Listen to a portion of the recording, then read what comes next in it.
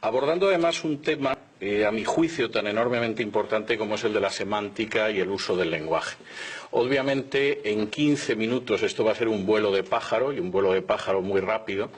Lógicamente, quedarán muchos cabos sueltos, pero sí me gustaría abordar algunos temas que me parecen esenciales. Permítanme empezar con una cita. Dice así: todo el aparato gubernamental se dividía en 4 ministerios. El Ministerio de la Verdad, que se ocupaba de las noticias, los espectáculos, la educación y las artes. El Ministerio de la Paz, encargado de las cuestiones relacionadas con la guerra. El Ministerio del Amor, que se ocupaba de mantener la ley y el orden. Y el Ministerio de la Abundancia, que era el responsable de los asuntos económicos.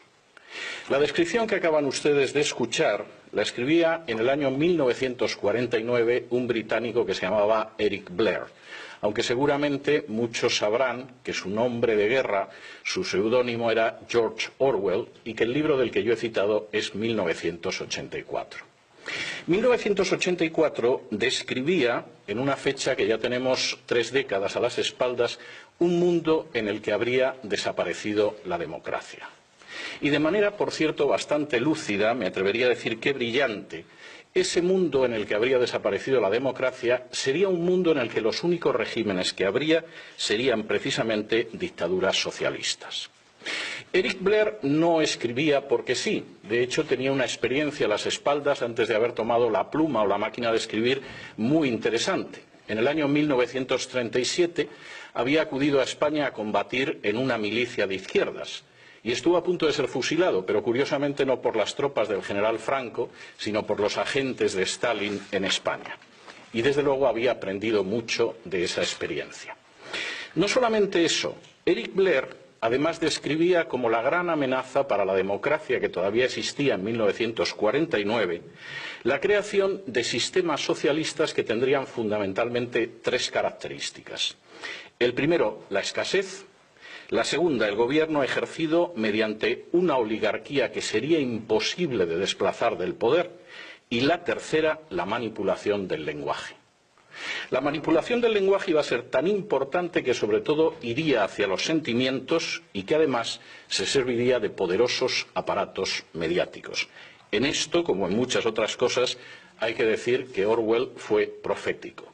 No solamente fue profético, yo tendría que decir que si en estos momentos existe una amenaza en Hispanoamérica para la persistencia de las democracias, es precisamente la de regímenes de ese tipo. Regímenes de carácter socialista, en los que abunda la escasez económica, en la que el gobierno está formado por una oligarquía que no tiene la menor intención de verse desplazada del poder y en el que se utiliza una forma de lenguaje, el double talk que decía Orwell, ese lenguaje doble que únicamente es la mentira. De manera bastante reveladora, y creo que esto es para reflexionarlo continuamente, el socialismo totalitario no desapareció en 1991 con el colapso de la Unión Soviética. Todo lo contrario, ha mutado. Y esa mutación, además, está siendo especialmente peligrosa, y me alegro de que se mencionara el Foro de Sao Paulo, porque este es uno de los aspectos que a veces se pasa por alto, pero es enormemente relevante. Ha mutado con visos de extenderse, sobre todo en países que sociológicamente son católicos, y esto por una serie de razones. De manera bien reveladora, la base de esa expansión, la base de esa amenaza para la democracia, amenaza real, insisto, y en proceso de crecimiento, aguanta sobre 3 manipulaciones del lenguaje. Y son 3 manipulaciones del lenguaje absolutamente orwellianas. La primera, la guerra es la paz. Esa es una antigua historia, una antigua propaganda que viene de la Unión Soviética. El pacifismo era absolutamente soviético, aunque invadieran Hungría en 1956 o Checoslovaquia en 1967, y el pacifismo era una gran arma, sobre todo si no era pacifismo real, sino un pacifismo que sirviera para desarmar a las democracias. Estos nuevos socialismos, que son nada más que mutaciones del antiguo socialismo, no solo pretenden ser pacifistas, sino enfrentarse con los enemigos de la paz, que por definición son Estados Unidos y sus democracias aliadas. La paz se enfrenta con la guerra de acuerdo con esa manipulación del lenguaje. Y eso es algo que se puede contemplar en cualquiera de estos regímenes y, curiosamente, además mostrando que nunca se ha podido utilizar la mentira de una manera más desvergonzada.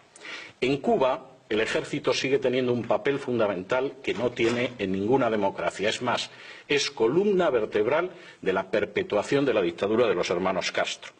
En Venezuela, el ejército es absolutamente esencial para mantener el régimen chavista. En Nicaragua, el poder sigue siendo ejercido con la alianza de unas fuerzas armadas absolutamente politizadas y que no sirven a los ciudadanos sino a una oligarquía de izquierdas. Y por si esto fuera poco y quedara alguna duda de que efectivamente la guerra es la paz, de acuerdo con esta mentira orwelliana, incluso se traban alianzas internacionales con regímenes que nada tienen que ver con la realidad de Hispanoamérica, como es el régimen de los ayatolás en Irán. Y añadan ustedes a esa ausencia de paz de los que pretenden predicar la paz contra el belicista Estados Unidos, la violencia oficiosa que va de los piqueteros argentinos a las manifestaciones de repudio cubanas o las milicias chavistas, por citar solo algunos de los ejemplos. Es más, sin el uso sistemático de distintas formas de violencia, sin el control de las Fuerzas Armadas y sin la coacción de los más variados tipos, ninguna de estas dictaduras pacifistas se podría mantener 24 horas en el poder. Segunda mentira, la miseria es la justicia de los pobres. El fracaso del sistema socialista es algo, en términos históricos y objetivos, absolutamente innegable e irrefutable. Solamente las cifras que se publicaron en lo que todavía era la Unión Soviética, en la época de Gorbachov y la perestroika, mostraba que la nación tenía un sistema con unas perspectivas absolutamente miserables para ancianos, enfermos o disminuidos físicos o psíquicos. Es más, la supuesta legitimación del Gulag, si es que se puede legitimar el exterminio y encarcelamiento y esclavización de decenas de millones de seres humanos, no existía. Y eso sucedía en una nación que tenía ingentes materias primas, posiblemente el país más rico del globo en materias primas, un sistema educativo de elevadísimo nivel y cuadros disciplinados y preparados. Asuman ese mismo sistema en naciones como Cuba, Bolivia, Venezuela, Ecuador, Nicaragua o Argentina, que ni tiene esa riqueza, ni esos cuadros, ni ese sistema educativo, y a nadie le sorprenderá la miseria. Pero el recurso a la mentira resulta obligado para disfrazar la miseria y la mala gestión de justicia para los pobres. Los ejemplos son muchos, no me puedo detener en todos ellos, pero por ejemplo, es la insistencia en culpar de todos los males económicos de las naciones de Hispanoamérica al régimen capitalista, cuando es muy dudable que en la mayor parte de Hispanoamérica, con las excepciones y los matices que ustedes quieran, haya habido jamás un régimen capitalista. Si por régimen capitalista entendemos el libre mercado, la libre competencia y la justicia independiente. Me permitirán que les diga que, en mi opinión, en Hispanoamérica, en términos generales, lo único que ha habido siempre es una continuación del sistema hispánico de riqueza. Es decir, la riqueza no viene de la libre competencia, del talento o de la independencia judicial, sino que viene de la cercanía con el poder político. Y eso quizá explica por qué no ha aparecido ningún Steve Jobs o ningún Bill Gates al sur del Río Grande. Porque en realidad todos sabemos que hasta esas dictaduras socialistas están creando sus propias oligarquías y que los nuevos millonarios, por ejemplo en Venezuela, no es gente de especial talento o con especial capacidad para crear riqueza, sino gente más cerca del calorcito que da el poder. No es de lo mejor que evidentemente trajimos o trajeron los españoles a América.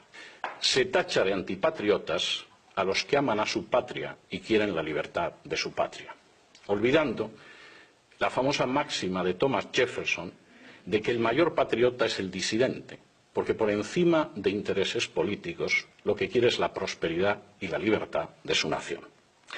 Tercera mentira, las tinieblas son la luz.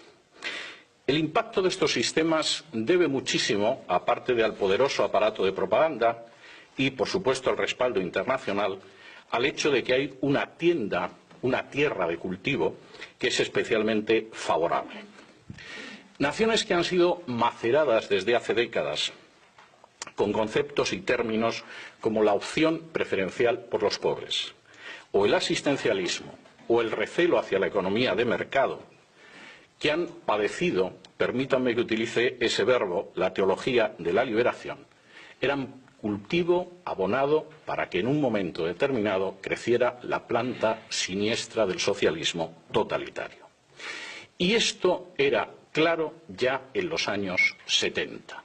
Cualquiera que sufriera la enorme agonía estética de leer un libro de uno de los teólogos de la liberación brasileño, Frei Beto, titulado Fidel y la religión, donde el dictador cubano pretendía aunar, más bien pervertir y subvertir categorías de pensamiento cristianas para amaestrarlas hacia el comunismo, sabe de lo que estoy hablando. Y cuando los hermanos Boff, posiblemente los teólogos más importantes de la liberación, decían que su base de trabajo era la Biblia, pero su instrumento de análisis era el marxismo, desde luego no estaban hablando por hablar. Estaban empezando a abonar un territorio en el que están creciendo en los últimos años plantas tan amargas como el chavismo o la dictadura de otros personajes parecidos. ¿Hasta qué punto esto funciona? Se puede ver en multitud de manifestaciones. Quisiera centrarme solo en una, porque suele pasarse por alto en los medios de comunicación internacional. En los medios de comunicación internacionales nos fijamos en Cuba, por eso de que Cuba pervierte la situación internacional desde hace más de medio siglo. Nos fijamos en Venezuela, porque es un país importante y petrolífero. Pasamos a la Argentina, que es un país grande, y pasamos por alto, por ejemplo, naciones más pequeñas como Nicaragua. Eso es un gravísimo error. Nicaragua lleva más de 40 años siendo el tubo de ensayo de las experiencias socialistas totalitarias en el subcontinente. La esposa del actual presidente de Nicaragua, el comandante sandinista Daniel Ortega, es auténticamente un paradigma de lo que cabe esperar de las estrategias del Foro de Sao Paulo. Rosario Murillo puede ser al mismo tiempo bruja y llevar entre 15 y 20 anillos en los dedos, generalmente de turquesa, porque al parecer eso evita la mala onda de los enemigos del pueblo, que por supuesto son los que no son sandinistas y aman la libertad. Puede ser considerado un personaje importante de la brujería internacional y al mismo tiempo mantener unas relaciones extraordinarias con el cardenal Obando o señalar que la Virgen ilumina a Daniel Ortega. No solo eso. El grito de propaganda en Nicaragua es «Viva Nicaragua, cristiana, socialista y solidaria». Y presentando al cardenal Obando, antiguo disidente y yo diría que enemigo valiente del régimen sandinista, Rosario Murillo decía lo siguiente: «Te tenemos aquí para invocar al Altísimo, al Todopoderoso, al Gran Espíritu, al Supremo Hacedor, a la fuerza que nos mueve desde la vida hacia la vida, con nosotros en esta plaza de la fe San Juan Pablo II, su eminencia reverendísima Cardenal Miguel Obando y Bravo». Para añadir a continuación, puro Foro de Sao Paulo: «Cardenal Miguel, eres esa luz de esperanza y fe, viva el cardenal, nuestro amigo fiel». Y por supuesto en Nicaragua la revolución se llama la Revolución del Amor. Rosario Murillo dice que empuñan las armas del amor y, por si fuera poco, para terminarlo de arreglar, es habitual en los medios de comunicación que veamos al comandante yendo a misa. Parece que eso no está influyendo mucho en sus hábitos políticos. Que todo esto se parezca algo a lo contenido en las páginas de la Biblia es dudoso, pero que resulta efectivo políticamente esa perversión del lenguaje es absolutamente imposible de negar. Quizá, a fin de cuentas, como escribía Pablo de Tarso, a Satanás no le cuesta mucho convertirse en ángel de luz. Quizá, y concluyo, esta tarea, la tarea de mostrar la falsedad del lenguaje, la utilización de la mentira, la perversión de valores queridos para millones de personas, vaya a ser la tarea más relevante de nuestro tiempo. Porque implica identificar primero y denunciar y combatir después cómo detrás de los cacareos en favor de la paz se plantan las semillas de la violencia y de la sangre. Cómo detrás de las proclamas de justicia para los parias de la tierra se agazapa un futuro de escasez, de pobreza y de miseria. Y cómo detrás de las apelaciones más nobles del ser humano, como la de justicia, no hay sino una ansia de poder dispuesta a pactar con cualquier instancia para mantenerse despóticamente. habría quizá que ir desgranando la realidad para descubrir, como dice un refrán de mi tierra natal, que muchas veces detrás de la cruz quien se agazapa es el diablo. Pero hay que hacerlo con una finalidad, y es la de que el futuro de esos pueblos que amamos y que compartimos una herencia común puedan conocer al final y a la postre los frutos más deseables de la democracia: la prosperidad, la paz y la libertad. Y para esa tarea resulta indispensable el distinguir lo verdadero de lo falso, lo real de lo propagandístico y lo auténtico de lo ficticio. Habrá que asumir, como decía una de las personas que me ha precedido en el uso de la palabra, que al final existe una enorme carga de realidad en esa máxima de Jesús que afirmaba: conoceréis la verdad y la verdad os hará libres, porque si os dejáis llevar por la mentira, solo podréis aspirar a ser esclavos. Muchas gracias.